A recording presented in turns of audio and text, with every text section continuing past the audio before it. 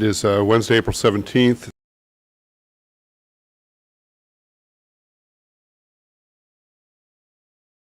You call the roll, please. Chair Shapiro. Here. Commissioner Bailey. Here. Commissioner Dorner. Here. Commissioner Giraldo. I'm here. Good morning. Good morning. Commissioner Washington. Here. Vice Chair Harris. Present. Commissioner Bartley. Present. Commissioner Hedrick. Here. Commissioner Linden. Here. Commissioner Pettawim is absent. That's 9-0. Thank you. Thank you. Moving on with the agenda, under one motion, if we could have a motion to approve both the commission agenda and the commission minutes from March 20, 2024. So moved, Mr. Chair. Seconded. We've got a motion and a second. Discussion. The motion was Commissioner Giraldo. The second was, I'm not sure. Hedrick. Commissioner Hedrick. Commissioner Hedrick. No discussion. Mr. Adams, if you could call the roll, please. Chair Shapiro. Vote aye. Commissioner Bailey. But aye. Commissioner Dorner. But aye. Commissioner Giraldo. I vote aye. Commissioner Washington. Vote aye. Vice Chair Harris. I vote aye. Commissioner Bartley.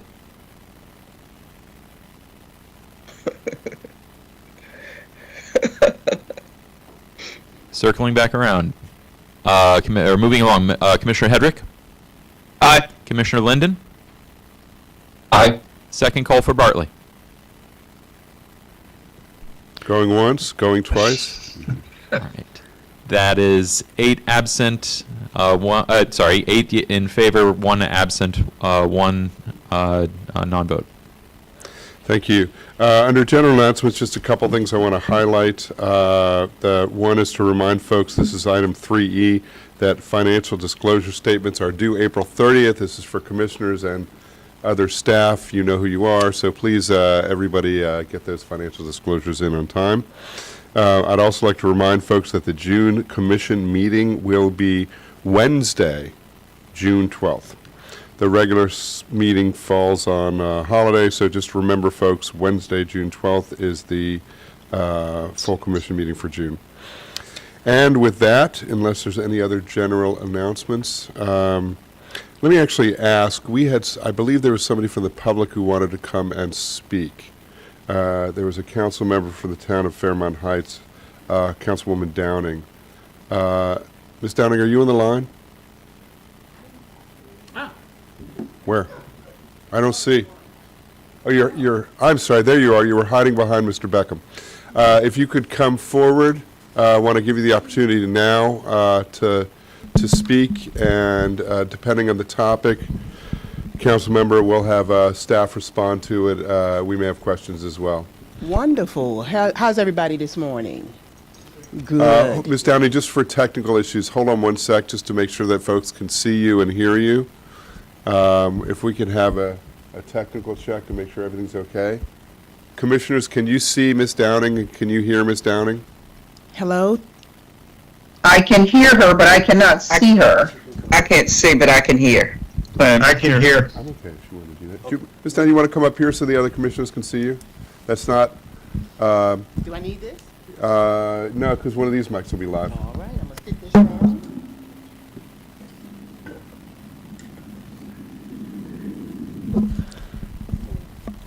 Now, this does not mean you can vote up here, but...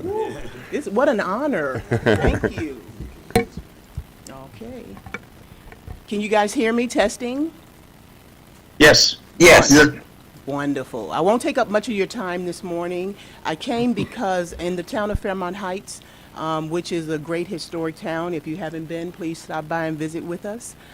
We are having a problem in the Fairmont Heights playground, where we have now a series of foxes that are now roaming throughout the town. And we've tried, as a small municipality, we don't have any type of animal control. Unfortunately, when we try and contact the county, they send it back to us. But because their den is located in the park, the park and planning owned park, I decided to reach out to you guys to see what you guys can do to help us out. Because a lot of us have small animals, and because we are on the Washington DC line, it is a challenge with dealing with people coming from the DC side over into our community. But that was pretty much the only reason why I'm coming to reach out. I understand, talking to Representative from Cheverly last night, that they too are seeing an increase in wildlife. And I'm thinking that it's because of a lot of the building that's taking place, but have you guys had this issue before and addressed it in any other town or municipality? I mean, I think, thank you, by the way, Councilmember, for coming before us, and we're super listening. happy that you came and brought this issue to us. We have staff who can respond specifically to this issue. I would say that, yes, throughout the county, Montgomery County, the region, there's wildlife issues all over the place. I mean, I fight the foxes in my backyard because they scare my little dogs. So I certainly hear what you're saying. But I think we have staff who may be able to speak to this at least for a minute, right here, right now, and 100% our team will follow up with you afterwards. So I don't know, Ms. Ewing, Ms. Panase, if you have anything that you want to add on the line right now for the council member, or just follow up with her later. What's your call? Thank you, Chair Shapiro. For the record, this is Sonia Ewing. Thank you for coming out, Councilwoman Downing. Our team is working on this issue. A number of folks have actually started just kind of checking in with others in your area, and we have lined up to have Park Ranger come out for a visit.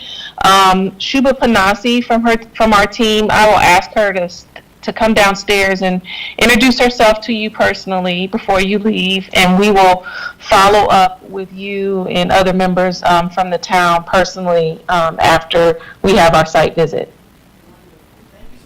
Thank you, Ms. Ewing. And Ms. Downing, I hope that's satisfactory for now. Hang tight, because Ms. Panasi, who's upstairs, will come down and introduce herself, and thank you for bringing this before us. Yeah, and thank you for your leadership in the community as well. Okay, so we'll move on to action and presentation items. Start with item 4A, Resolution 24-08, easement of MNC PPC property of Peterson LLC at Potomac Waterfront Park in Oxon Hill. Mr. Sun, I believe this is your item. If you could introduce yourself for the record, and the floor is yours.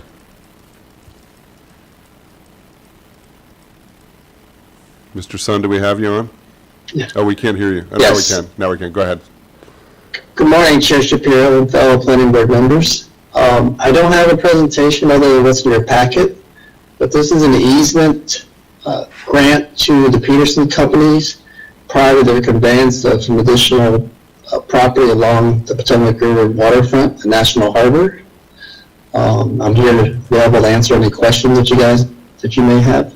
Okay, thank you, Mr. Sun. Commissioners, any questions for Mr. Sun related to this resolution? If not, I would look for a motion. Move approval, Mr. Chair. Second? Got a motion by Commissioner Giraldo, a second by Commissioner Bailey. Any discussion on the motion? If not, Mr. Adams, can you call the roll, please? Chair Shapiro. Vote aye. Commissioner Bailey. Aye. Commissioner Dorner. Good eye? Commissioner Giraldo. I vote aye. Commissioner Washington. Aye. Vice Chair Harris. Aye. Commissioner Bartley. Moving on, Commissioner Hedrick. Aye. Commissioner Linden. Aye. Circling back around, second call for Commissioner Bartley.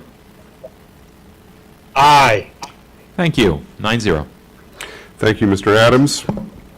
Next, we'll move on to item 4B. This is amendments to Practice 130, Organization and Functions of the Office of Secretary, Treasurer, and Department of Finance. Ms. Harvin, Mr. Beckham is going to be giving a presentation on this item and answer any questions that we have. We'll turn it over to you all. Thank you. Good morning, Mr. Chair, Mr. Vice Chair,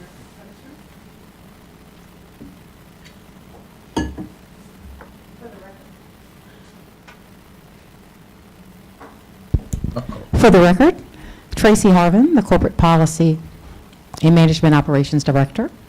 And I am before you today with our Corporate Policy and Archives Chief, Michael Beckham, to seek your approval of some changes to Administrative Practice 130.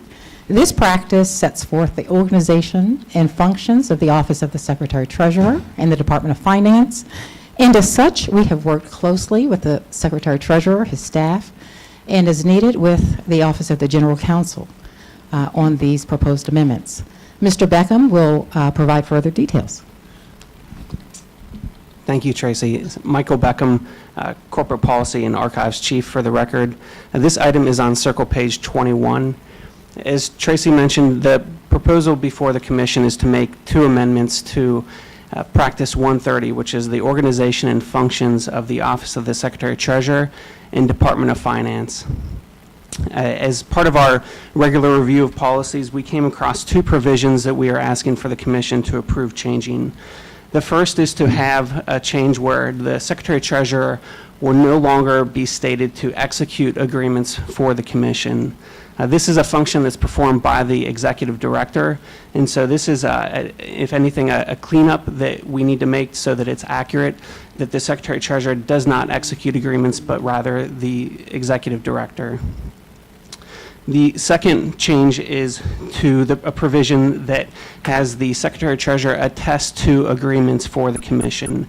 This is no longer required in the realm of having electronic signatures. Attestation is no longer performed in the same way that it used to be. So this provision is no longer needed, and we're asking for the Commission's approval to remove this. I would ask for the Commission's vote, and I would be happy to answer any questions. Thank you, Mr. Beckham. Questions for staff on these items? Anyone? It's pretty straightforward. No questions. I will look for a motion. This is an action item. Vote approval. Go ahead. Oh, go ahead, Vinnie. I'll move to approve. I'll move to approve. I don't want to talk over a man with that. I want to know where you got that bow tie, and I need to know, and I love it, and I want one. Yeah, I'll second. We've got a motion by Commissioner Hedrick, a second by Vice Chair Harris. Any discussion on the motion? If not, Mr. Adams, can you call the roll, please? Chair Shapiro. Vote aye. Commissioner Bailey. Vote aye. Commissioner Dorner. Vote aye. Commissioner Giraldo. I vote aye. Commissioner Washington. Aye. Vice Chair Harris. Aye. Commissioner Bartley. Aye. Commissioner Hedrick. Aye. Commissioner Linden. Aye. 9-0. Thank you. Thank you. Thank you all. Next item is, this is item 4C on our agenda, amendments to Practice 2-24 Code of Ethics. Also, Ms. Harvin and Mr. Beckham, take it away. Thank you. So this item, we are coming before you today to ask you to approve, again, more amendments to Practice 224. As you may be aware, the Commission is required to submit our ethical provisions to the State Ethics Commission. And having reviewed our practice, the State Ethics Commission had a few comments. And we are coming before you today to incorporate the comments from the State Ethics Commission. And Mr. Beckham will provide you with the details on these changes.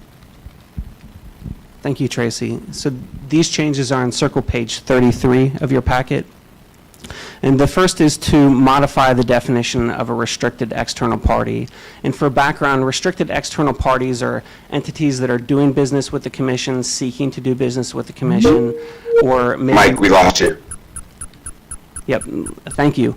So one more time, the first change is to the definition of a restricted external party.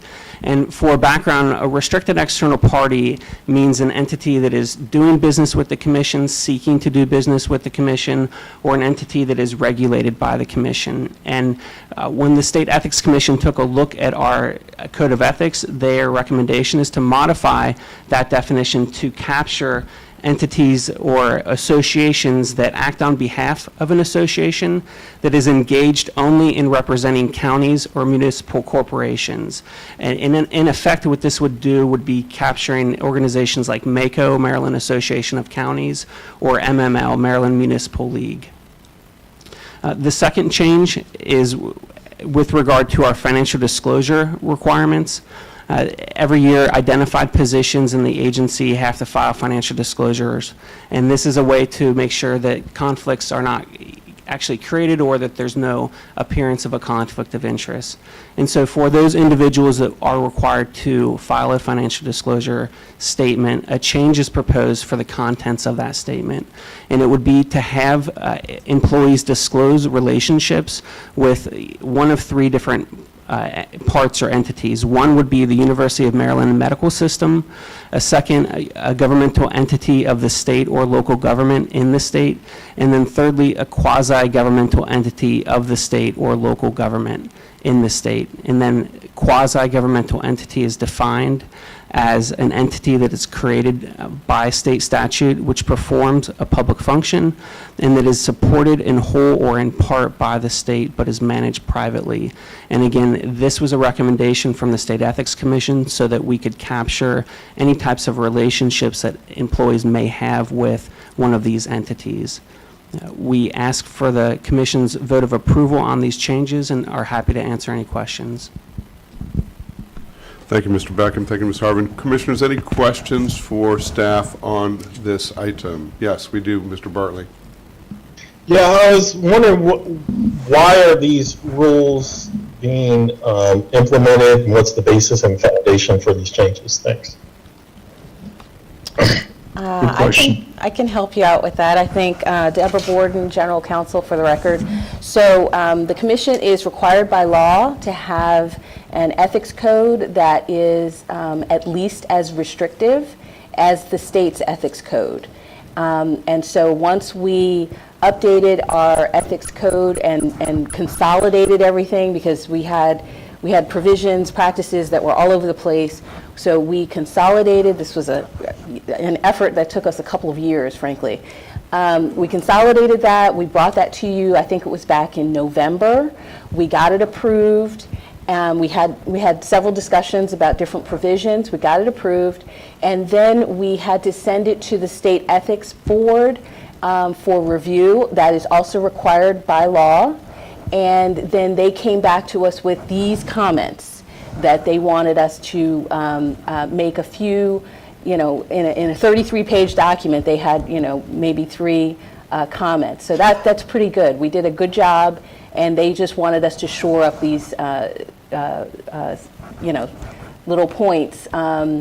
So that, again, the requirement is that the Commission's ethics policies must be at least as restrictive as the state's ethics rules. So that's the bar that we're trying to meet. Why are 2 organizations specifically named in the document, like the Maryland Association of Counties? Because I think I've never attended the event, but I think it's curious that that organization was singled out as well as the other organization. Well, I think the State Ethics Board gets a lot of questions about the, Maryland Association of Counties. It's a big association. They do a lot of work in the state, and that was their view that this is something that they needed to specify. But this was, their comment. It came from them. It wasn't something that was something that we dreamt up. But we thought that it was a reasonable thing to do, a reasonable thing to add to our code. We certainly didn't have any questions or concerns about it. The other ethics provisions still apply. So all of those other provisions about exempting, say, when you have dinner. If you're going to have dinner with someone, that's exempt from, the rules that say that you have to report that as a gift. All of these things still apply. So this is just in addition to what we already have in our code.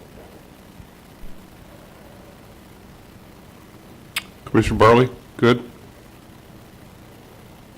No, I just think it's curious because I've never attended the Maryland Association of Counties event, and to single out that organization when it seems like all the elected officials attend it and commissioners attend it, it like I think it creates a quagmire.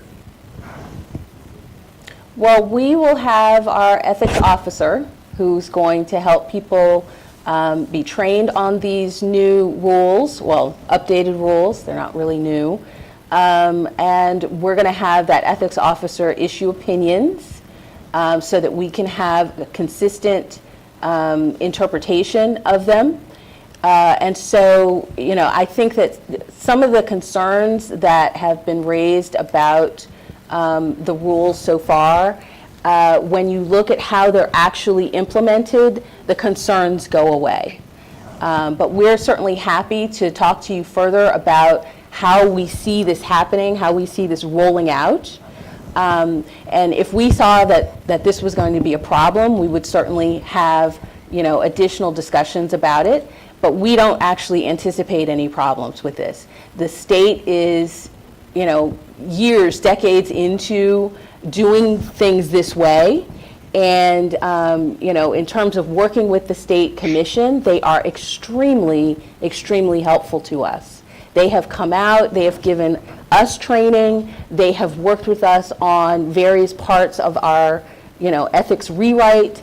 And so we don't really anticipate that this is going to be an issue. But if you want additional, you know, information after this goes, we can certainly come back to you and give you, you know, six-month reviews and let you know how this is going, let you know how many, you know, inquiries we're getting, how many, you know, complaints or issues that have been raised. We can certainly come back and take a look at it.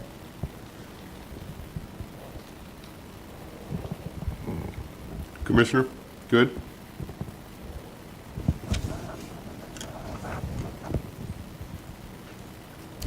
Oh, and I'm sorry, there was one other issue. Deputy Director King identified a typo on Circle page 40, line 33. The word says statue, it's supposed to be statute. So we'll make that correction. Thank you for that. Anything else, Commissioner Bartley? And I see Commissioner Hedrick, you have your hand up as well. Commissioner Bartley, I don't know if you're on mute, but there we go. Okay, all right, great. No. I didn't know how to unraise my hand. Thanks. Yeah, no worries. Commissioner Hedrick. Yeah, so I just had a quick clarifying question on the definition for quasi-governmental agency. That would basically apply to things like business improvement districts, place management organizations, that kind of thing. Is that sort of what it's intended to capture? Right. It would apply to things like Medco. Medco's a quasi-governmental agency. Yeah, so it would apply to, you know, these sort of hybrid organizations that we often deal with. It would also apply to an economic development corporation. Yeah. Yes. I was also thinking something like HOC or actually like a public housing authority, but they would technically be under both state and federal is my only thing. But okay, that's all I was clarifying, making sure that that's sort of what it's trying to capture. Okay. But thanks, that's all I had. Great, thank you. Any other questions in this item? If not, I would look for a motion. I have a quick question. Yeah. Just to clarify, I don't think in the amendments we actually called out MACO. Like, I know that we have the UMD medical system in there, but it didn't look like MACO was actually specifically mentioned. It just is an example, like in the cover memo for like a quasi-governmental entity. Do we have that, Mr. Beckham, Ms. Harvin? That level of detail, do you know?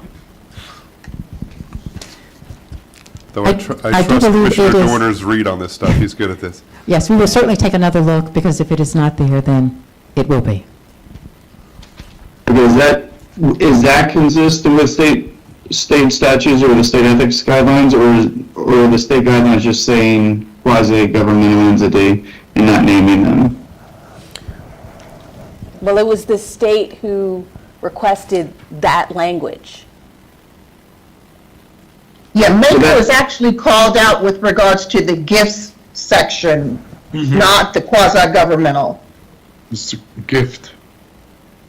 Yeah, that's where they call out MACO and MML. It's actually, if they can put it back on the screen, it was under proposed change number 1.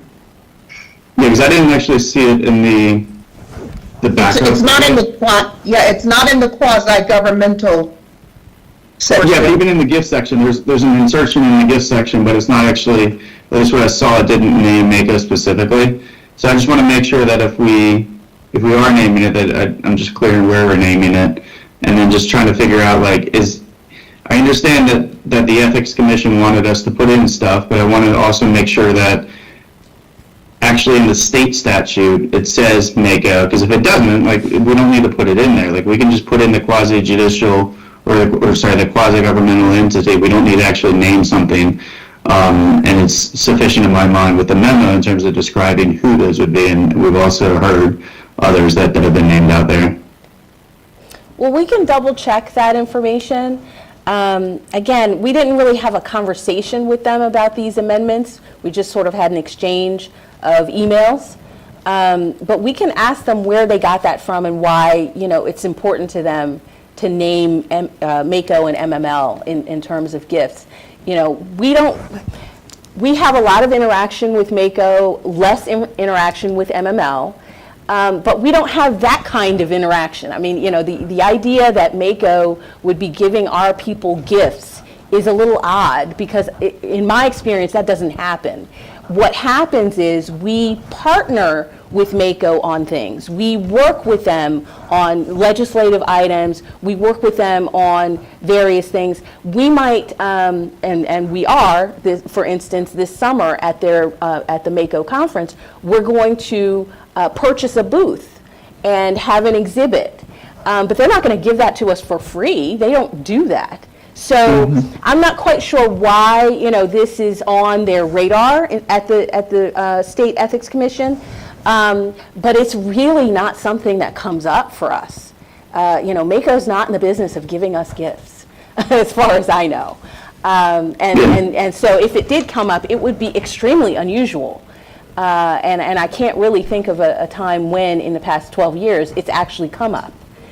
So we can, go back and check with them to see why it is they thought this was important. But in the scheme of things, it doesn't really impact us because this is not happening. Yeah, but regardless, I don't really care about putting it in there then. If it's not required by statute, by state statute, I don't want to see it in there. So we can define the quasi-governmental entity or things that are required by state statute, and we can provide procedural guidance from our local ethics officer that we have, but we don't need to be putting our policies in that it be so specific for these kinds of instances if it's not required. So on that, I will follow up as Deborah's saying. This is Wes Anneton, Deputy General Counsel, for the record. I will follow up with them, but I will say that they did, they being the State Ethics Commission, did reach out to me this past week to see if these updates had been made. I told them that this was coming before the commission today, but I'm only bringing that up because they are anticipating it. So there is there's a reason that they added Mako specifically. While I didn't truly, like Deborah said, I didn't have a conversation with them, they're expecting it. And so since the state is expecting it, and this was only one of a few comments, I think it would likely be in our best interest to make the addition. But again, I will do my due diligence, like Deborah said, and I'll follow up with them and give you an adequate answer. But I don't know that I don't know that it's going to be so problematic that it should stall the process. So I'll stop there. One possible reason why it would be included under gifts might be that if Mako were giving covered officials complimentary registrations or other things of the like, which would then be misconstrued as a gift. And given the elected officials, commissioners, so many covered officials do attend Mako events, that may be what they're trying to get at. Yeah, and if they passed it in state legislation, then I'm fine with doing that. But if they haven't, I don't have any interest in actually naming that one entity. And we've got something in there about associations engaged only representing counties or municipal corporations. If that's I'm not disagreeing with you. I'm just saying that could probably be some rationale with regards to them being explicit about it. So. Yeah, no, no, I agree. I mean, that's, And that's we have very that on the federal common, side so- as well, where we're not supposed to accept registrations unless we're a speaker, and then we can get ethics exceptions for that, but we also don't name specific entities as, that would be prohibited. So, So- in general, I agree with Commissioner Dorner, but in order to move this forward, can we have something like staff will check back, and if the state specifically said they wanted Mako in here, it's in there, and if they didn't specifically, then we won't use, say Mako, it'd just be general? Is that, would staff be okay with that? Yeah, you could have a motion that gives staff the authority to, depending on what the State Ethics Commission says to us, make either choice. That would be fine.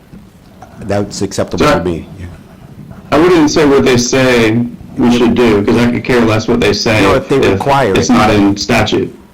Well, yes, but if they say that it's based on a reading of a statute or a case that talked about this issue, that connected it with language in a statute, in other words, you know, I have fairly strong faith that the State Ethics Commission didn't just pull this out of the air. There is a reason that they want us to put in this language. So assuming the reason is valid, that we would go ahead and use the language. If the reason is just, you know, it doesn't seem valid, it doesn't seem connected to a statutory requirement, then we would do as you ask.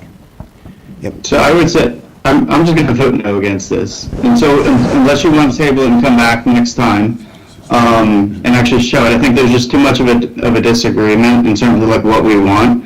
I'm not interested in what the state regulatory body says unless it's in statute. If it says it's in statute, that's fine. If they're giving us guidance based upon like legislative outcomes or appeals or hearings and stuff, that's also fine. That can be our interpretation procedurally, but it doesn't need to be in a policy calling out a single entity just because they say, hey, we've had a few cases about this that have never occurred with the commission and we've never had this issue.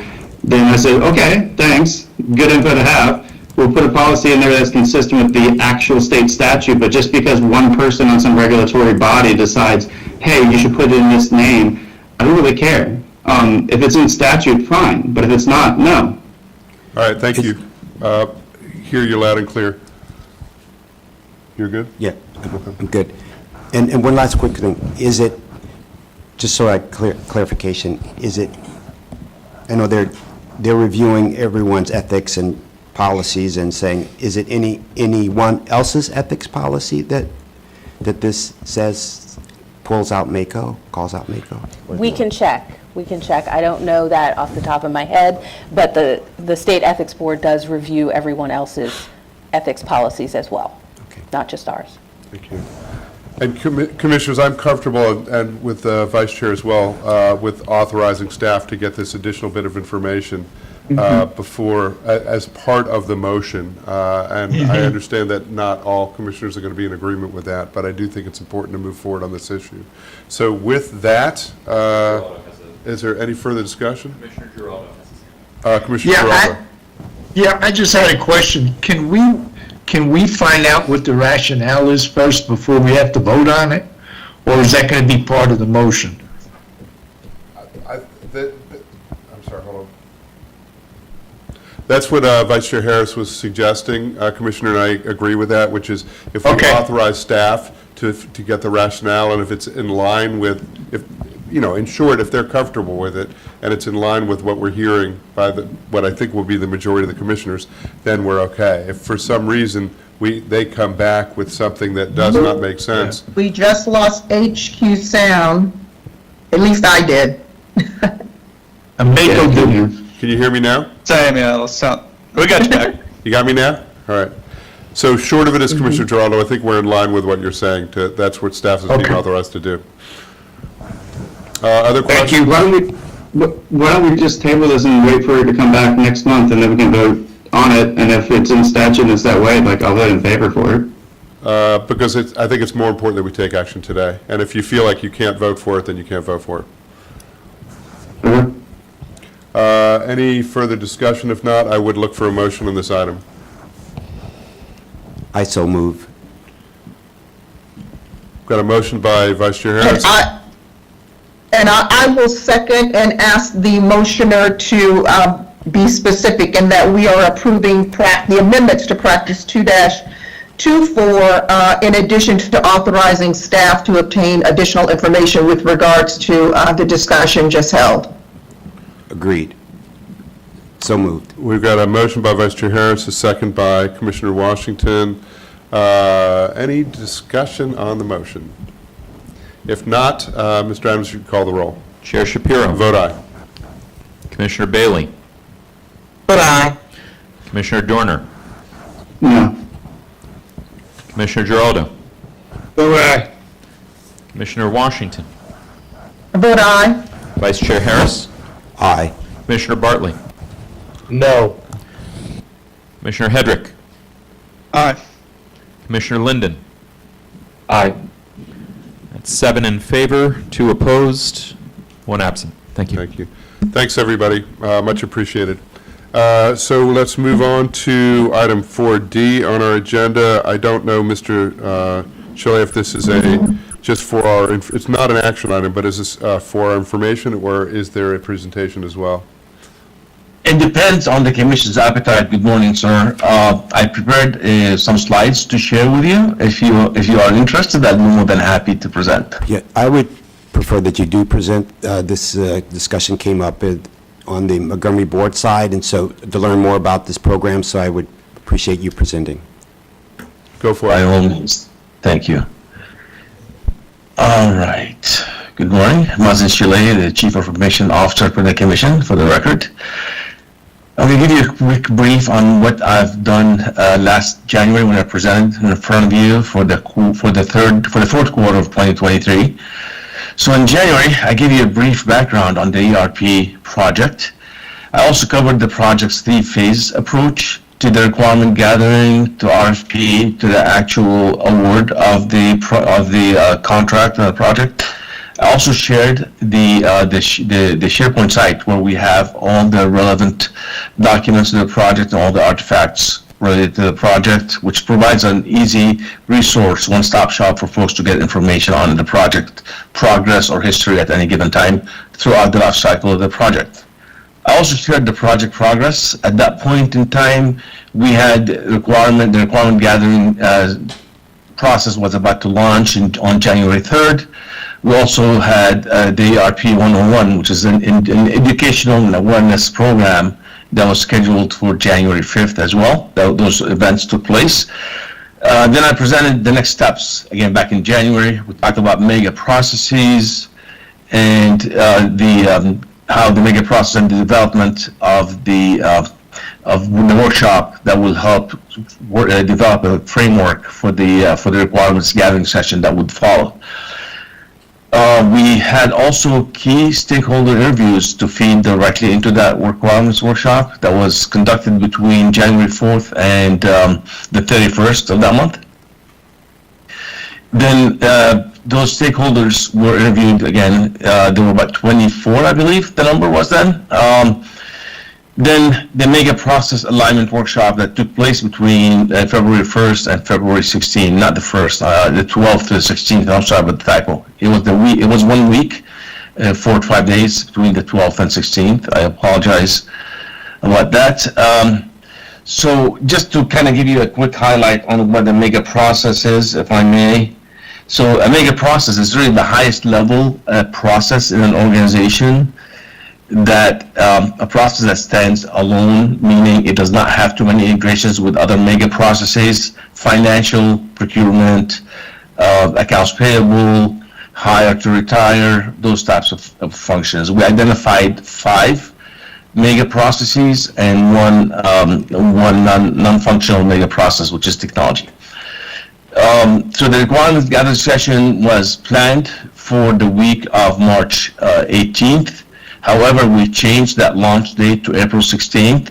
We did that for a couple of reasons, but mainly was to provide ample time for the department's participants. We gave them a 3 to 4 week advance notice to be able to free their schedules and be more dedicated to participate in the requirements gathering, because this is the opportunity for the departments and all the stakeholders to share and be available and share their pain points and their requirements for what they want the next solution to look like. So we made sure we gave everybody enough time to free themselves up so they can participate effectively.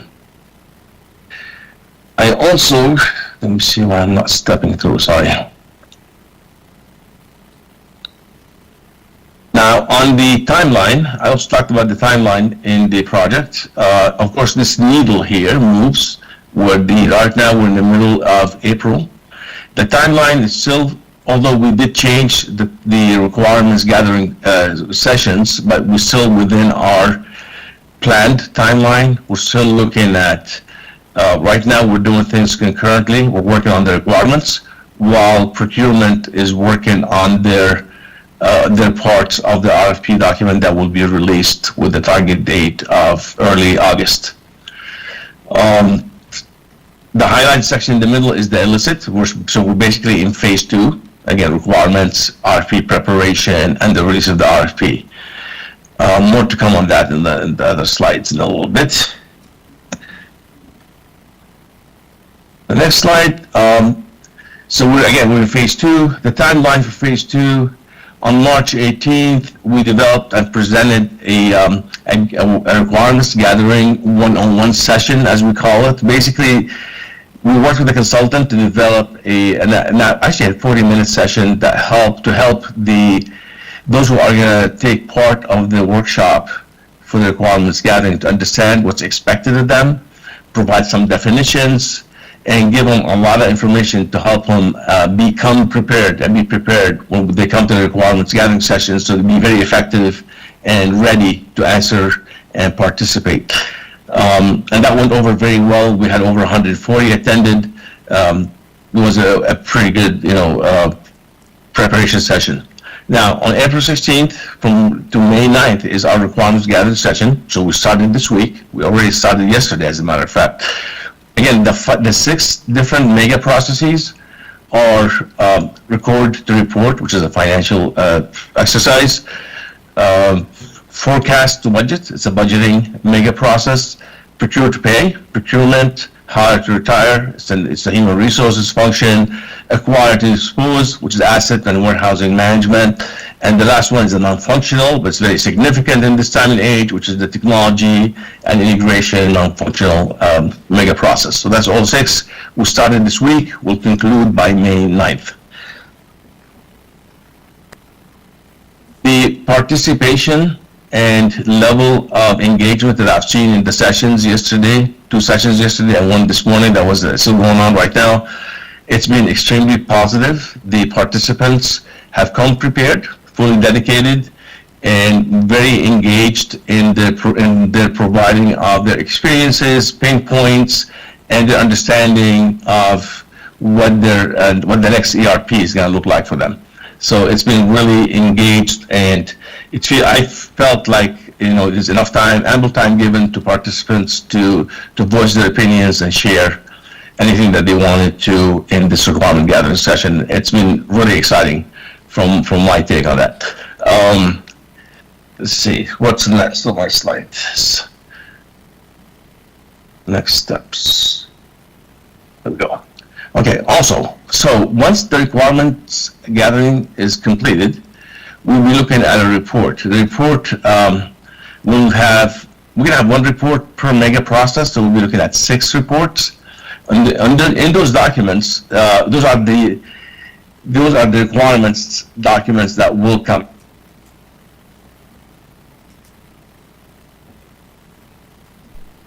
We've lost you, Mr. Chalet. Rounds of reviews from the participants. Mazen, hold on one Yes, sec. Keep going. We lost you, but only for a second. Keep going. Okay. So again, after each mega process is completed, there will be a report. So we're looking at 6 reports that will be provided about a week after we finish the last session. The commission has to sign off on the report before we proceed with taking those requirements and putting them into our RFP, right? So this is really significant. The stakeholders who are participating in the mega processes will be part of that review process. before we sign off and give them back. So we're looking at least a minimum of 2 rounds of reviews before we say, as a commission, yes, we're good. You captured everything we wanted. Now we can put that in the RFP and go on to the next step. Then after that, basically, our next steps is really again, once we conclude the requirements, we get the report, we review the report, we approve it, and then that get moved to the RFP, part of the RFP document. This slide here I just added for the definitions if needed. I will be sharing those slides with Jim, who can distribute that after the meeting. By the way, the report in the packet pretty much has everything that I talked about today. I may have added some more details just to help complete the picture for you. And I've just made it a good practice to add those links in all my documents, just to make it easy for folks to go to some of those locations and look at information when needed. It's a handy little, set of links that will give you the ability to go look things up when you need to. That pretty much concludes my presentation, and I'll take questions if there are any. Thank you, Mr. Chalet. Questions? No questions, but thank you for your presentation. But I did want to comment, one question. Can you just speak to the folks that participated in these, these round tables or these discussions for each of the, you said the major project reports? I mean, is it CASN plus the divisions for both counties on parks and planning? Can you just give a general range of folks that participated in those work sessions? Sure. During the strategic alignment workshop that happened in January, we have invited over 120, maybe 140 invitees to come in and attend the workshops. That workshop was done in person for a week. So then we opened it up also to have it in a mixed environment. So we had a Teams link available as well to increase the participation and make it easy for folks to attend and listen in at a minimum. But all the key stakeholders were encouraged to come in person, and they did. So we had a very involved, very engaging week of the workshop. So that was the strategic alignment. So after the strategic alignment workshop, we had a report that we had some comments and feedback on that report. When the report was finalized, I asked the sponsors to approve, and I also asked the steering committee to approve as well. And that really serves as the format, the platform for our requirements gathering sessions. That again, they're ongoing now. But leading up to those sessions, we held an ERP requirements 101 session. We invited well over 160 people to that, and the attendance was over 100. Again, very engaged folks. We recorded the session. Now it's available for anyone who was added to the project later on to go review that session to understand what's expected of them. And sure enough, we have about 30% more participants added to the requirements gathering sessions that are ongoing today. For each of the 6 mega processes, we have up to 50 participants have been invited to those sessions as they have been identified by the department representatives. And the way we've done the vetting, if you want to call it vetting or selection of folks, is that we worked with the steering committee members who are parts of each department to make sure the names that we have are complete. And if they're not, we had names added by the representatives. So that's why the numbers increased. So we have about 30% more people participating this week, which is great. It's just those folks had to kind of read up and get ready for the work for the requirement session or sessions. So again, each session has about 50 or so people with very well balanced representation from all departments across the commission. Thank you so much. I'm glad we got a broad representation and people are engaged. So thank you. Certainly, yes. Thank you. Thank you. Commissioners, any other questions for Mr. Chalet on this? It's not an action item again. Any other questions, though? No? Okay, thank you. Thank you very much. Thank you. Okay, well, next, move on to our officers' reports. The executive director's report is for information only. We have no Secretary Treasurer report, and we have a General Counsel report. We have our annual legislative report, which we are excited to hear about. It was a very successful year. And let's turn over to Ms. Borden for that report. Thank you, Mr. Chair. Again, for the record, Deborah Borden, General Counsel. We did have a very active legislative session. You have, hopefully at your fingertips, the legislative report for 2024. This is a report of our activities during the legislative session in Annapolis that just concluded a couple of weeks ago. This was a very busy session for us. We tracked over 100 bills. And when I say we, that would be Jordan Balcom Colbert and I. Jordan did an amazing job, let me say. She coordinated our response to a number of bills. While we tracked over 100, we really were focused on about 20 to 25 bills. We prepared position statements and then sometimes had to re-prepare and prepare again in order to reference and answer questions that came up during the process of the bills going to subcommittee and then committee and then talking to members of the delegation. So one position statement may have ended up turning into, when we had a lot of amendments, 5 different versions of that position statement. And so it was Jordan's job to keep up with all of those amendments and to keep up with all of the different arguments that folks were making. So we had a number of very hot legislative items this year. We had a number of items that came out of the development review process work group that was headed up by Delegate Lopez last summer. That work group was staffed by the Montgomery Planning Department. They spent a lot of time on the work group's work product and getting to the 22 recommendations that the work group came up with, which then were turned into several legislative bills.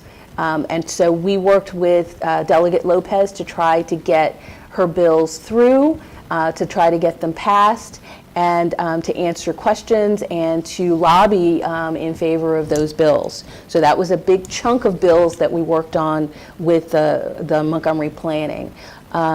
We had some great successes, and some of those successes were getting bills that we liked passed, and getting certain bills amended to our liking, because we had some bills that were we thought included problematic language. So we were very successful in getting our language into certain bills, like the Forest Conservation Bill. As you recall, last year, there was a major overhaul of the Forest Conservation Act at the state level. We were very involved in that.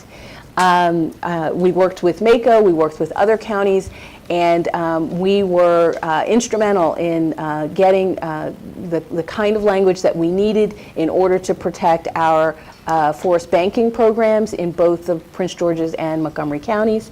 And so this year, we had dealt with a bill that proposed to push out the effective date of the Forest Conservation Act amendments that we did last year. We had this conversation that we thought it was going to take the counties more time than they were giving us. And so they came back this year and they said, yeah, you're going to need more time. So we just wanted to make sure that that additional time didn't,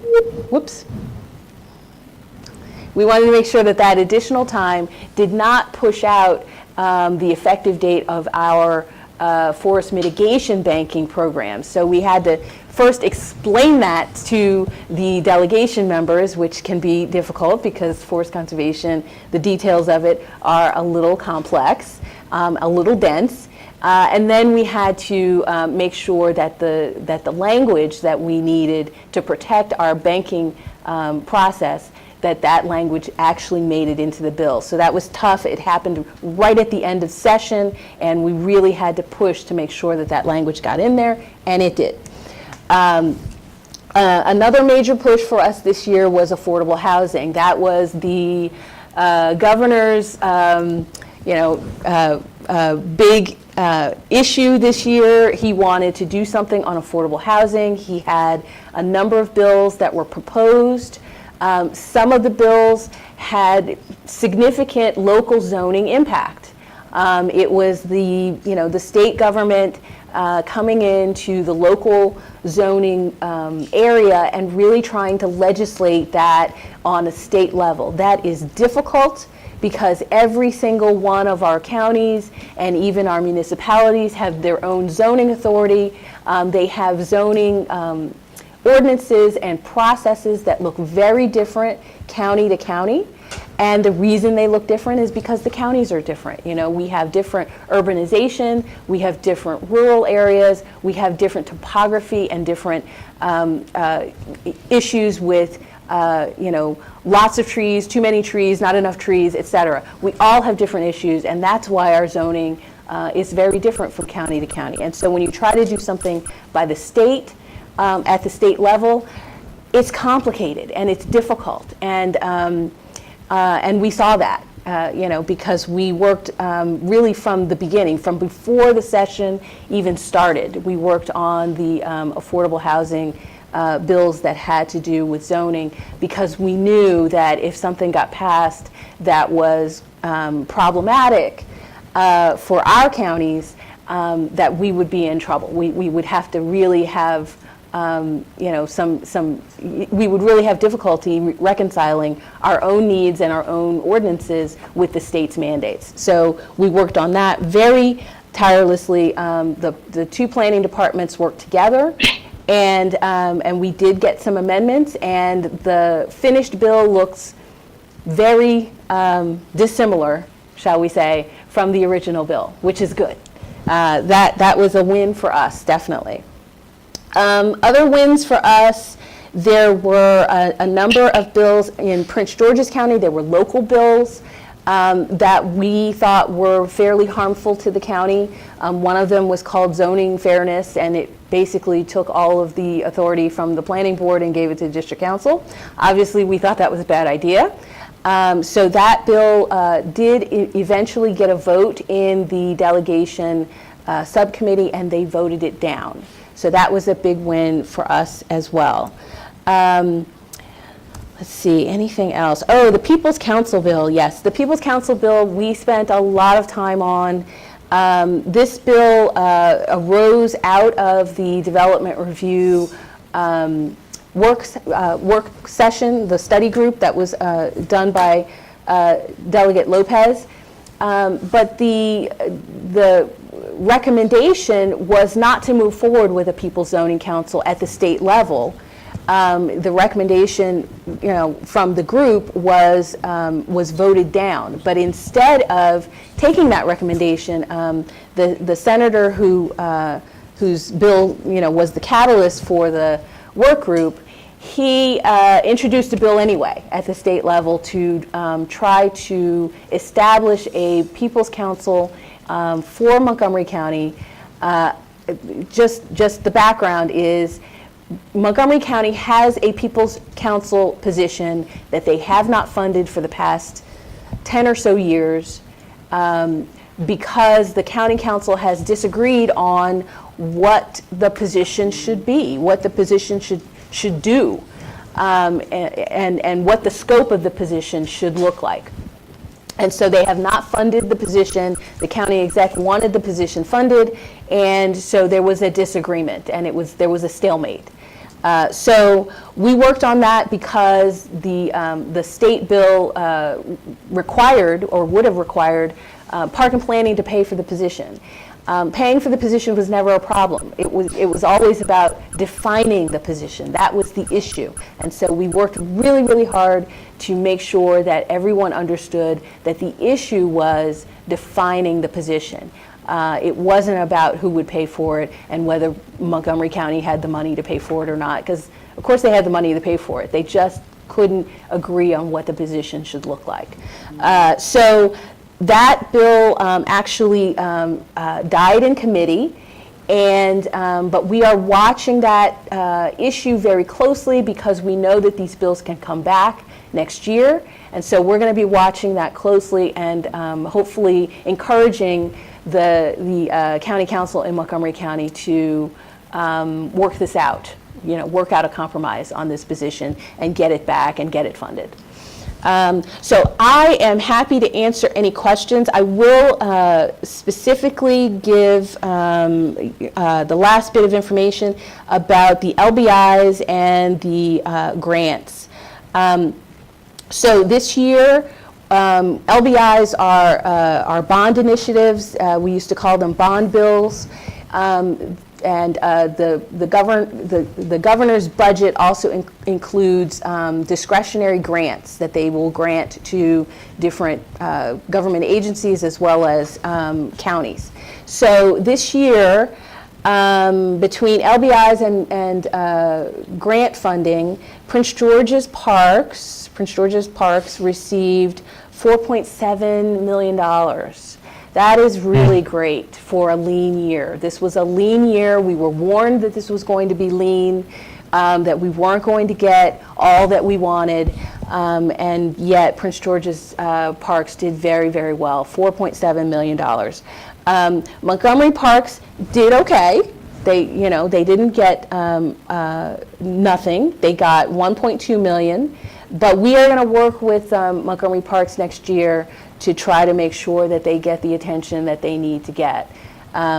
We have this system now, Jordan and I, where when we go and talk to legislators about other bills, policy bills, we also mention our LBI projects, our grants that we're looking for. We always mention that, even if it's not their district, even if it's not something that they're, even if they're not on the appropriations committee, we mention it because we want them to know what our projects are. We want them to get excited about working with Park and Planning, and that seems to have really made a difference for Prince George's this year.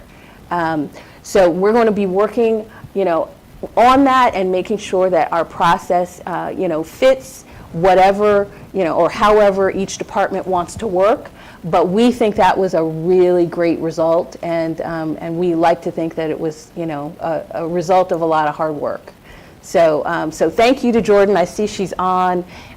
We had a party for her yesterday. We want to say again, thank you. She worked very, very hard. And she's due to welcome a new baby to her family in about a month, a little less than a month. So we are very happy that we got all that work out of her under the wire. So I will stop there, and I'm happy to answer any questions you might have. I really think that our process worked well this year.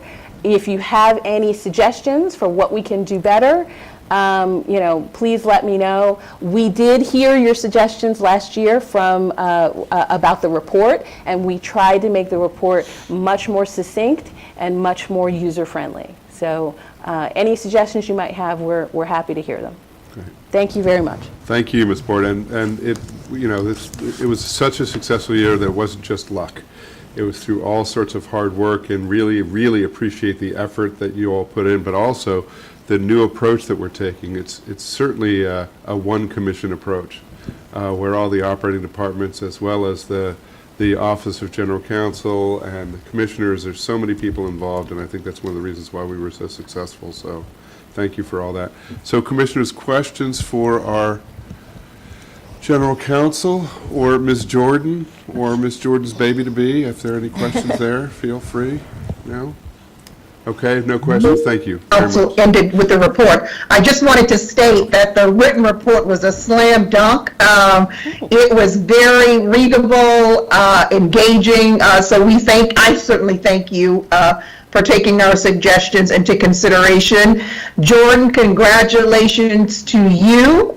We will be thinking about you over the next coming days, and it was terribly exciting to hear about all of the new processes and protocols that you all have implemented this year. So job well done, team, and congratulations. Thank you. I just wanted to say thank you all to the board for your support and the different departments that we work with this session.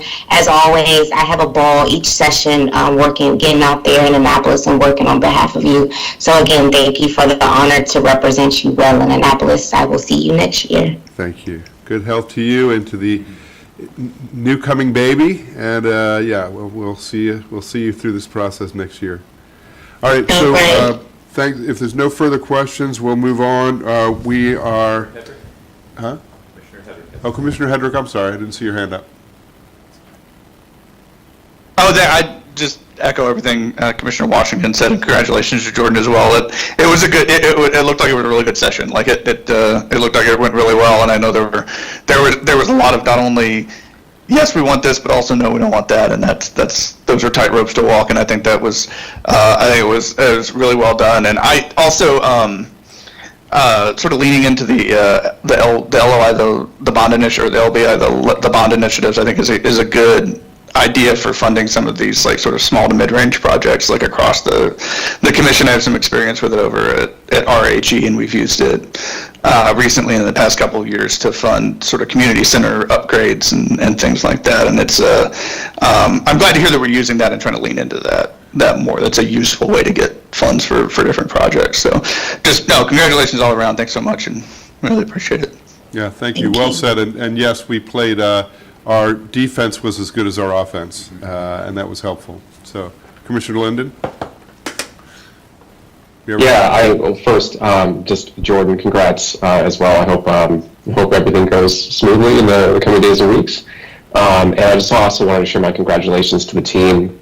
Similarly, very difficult, complicated session for sure. And to Deborah or any others who have insight on this, I was wondering which of the bills that didn't make it across the finish line, whether we supported them or didn't. We talked about the People's Council, but which of any of those do we expect to come back around next year or maybe in future years, if there's kind of ongoing momentum to try to get some version of them going? I certainly expect the People's Council bill to come back if the Montgomery County Council does not act to put that position back on track, or to fund that position. I think that we, in our discussions with the state delegation, they made it very clear that they want to see this position funded in Montgomery County. Some of them wanted to give the county council the opportunity to come to a consensus about how the position should be described and what they wanted the position to do. So I do think that is going to come back unless the county council acts. The zoning and fairness bill on the Prince George's side, that may come back. And it may morph into some other format or use other language. I do believe that our response is probably going to be the same, regardless of what language is used. The basic premise behind that bill is just something that's fundamentally, I think, not consistent with good government. The other bills that might come back, there may be additional attempts at the state level to tackle affordable housing. I think that a number of people were suggesting that this was the first shot across the bow on that issue from a state perspective, that they were going to look to see what worked and then come back at it again. So it wouldn't surprise me if we had another big push by, if not the governor, then some of the delegation members who were very much in favor of doing something on affordable housing. Delegate Moon comes to mind, for instance. I don't know. What else do you think? Jordan, do you think anything else is coming back? I believe Delegate Alston will bring back a few of her land use bills to next session since they didn't pass. I believe that's a possibility. Right, she had a bill that talked about, community benefits. Planning Board Authority. Well, that's what I talked about earlier, but she also had a bill that talked about community benefits agreements and tying them somehow to community, I guess, whether the community agrees with the project. So if the community didn't agree with the project or didn't support the project, then a community benefits agreement would kick in. I don't think that bill went anywhere, but it may come back next year. Again, we foresee a number of problems with that bill. The other bill on the Prince George's side that may come back is the municipal zoning. That is an issue that's just never going to go away. There are some municipalities, some large municipalities in Prince George's County that really, really want their own zoning authority, and they've been trying for years, decades, and that issue is not going to go away. Yes, so Commissioner Linden, your question brought up something that we've been talking about internally. Well, one is that how are we proactive in getting some of the things we want approved at the state level? And so now we have 3-4 months to sort of come through what is our strategy, what do we want, and then to start working with the delegates and the senators on getting them hopefully bought in on some of the things we want. And I like this new system that we have. I mean, we're all involved because we all see our delegates from time to time. And so if we have our strategy, then as we talk to them over the next 4 months, we're on the lead versus once the legislative session starts, being a little bit more on defense. So I thought it all went well, and it's a learning experience. There's new board members, new directors on both the Prince George's and the Montgomery County side. So I think we've got it now, and I think we'll be even better next year, hopefully. Thank you. And I'll just mention, we are scheduling debrief meetings with each of the departments. So we will be talking about, great things that happened this year, what we can do better for next year, and then strategizing for what we're going to do over the summer and the fall to get ready for next year, because it just never really stops. Nice work. I will say the renaming of the Confederate Streets bill got some win in the House. They decided to do like a state commission on that, and then it got amended, but when it got to the Senate side, it didn't get the support it needed. So that's another bill that could come back next year if they get it right. So just flagging that for you as well. Okay, thank you for that. All right, there's no further discussion on this item. Thank you all very much. Thanks for the good work, and thanks for the presentation today. Commissioners, I'm going to ask that we take a 2-minute break, so we will be right back. Thank you. Break.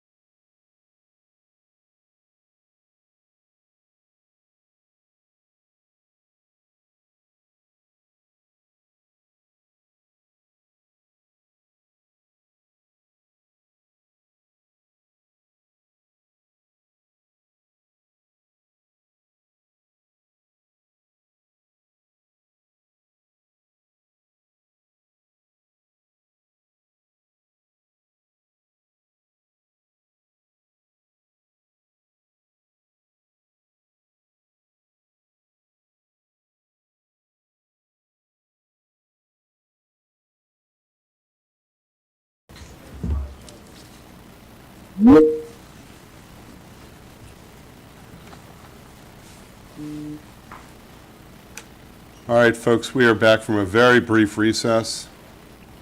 Give a sec, folks, for commissioners especially to gather. We were just working on some logistical issues. So we are going to go into executive session. Let me read the statement pursuant to the Maryland General Provisions Article of the Annotated Code of Maryland, Section 3-305B9. A closed session is proposed to consider matters related to collective bargaining negotiations with the municipal and county government employees organization and the Fraternal Order of Police bargaining units to preserve the commission's negotiating position. So that's the statement. I would look for a motion to go into closed session. So move. Seconded.